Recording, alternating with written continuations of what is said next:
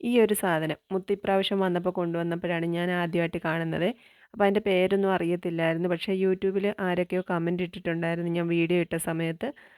അത് ഷമാം എന്ന് പറയുന്നൊരു സാധനമാണെന്ന് കേട്ടോ. പിന്നെ വേറൊരു പേര് കേട്ടത് റോക്ക് മെലൺ എന്നാട്ടോ.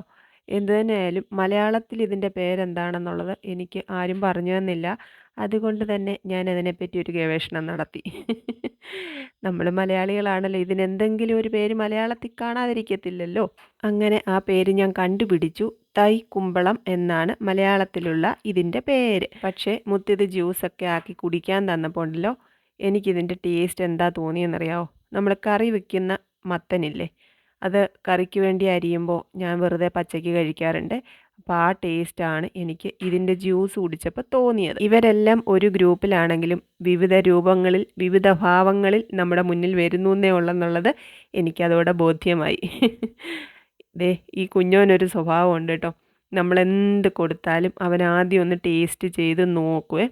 അത് കഴിഞ്ഞ് അതവന് ഇഷ്ടപ്പെടുന്നെങ്കിൽ മാത്രമേ അവൻ വീണ്ടും അത് ചോദിക്കുകയോ വാങ്ങിക്കുകയോ കഴിക്കുകയോ ചെയ്യത്തുള്ളൂ. അപ്പോൾ ആദ്യം ഒന്ന് ടേസ്റ്റ് ചെയ്തു. ആ തണുപ്പൊക്കെ ഉള്ളത് കൊണ്ട് ആദ്യം അങ്ങോട്ട് മാറ്റി വെച്ചു. പിന്നെ അത് ആശാൻ ആസ്വദിച്ച് കഴിക്കുകയും ചെയ്തു കേട്ടോ.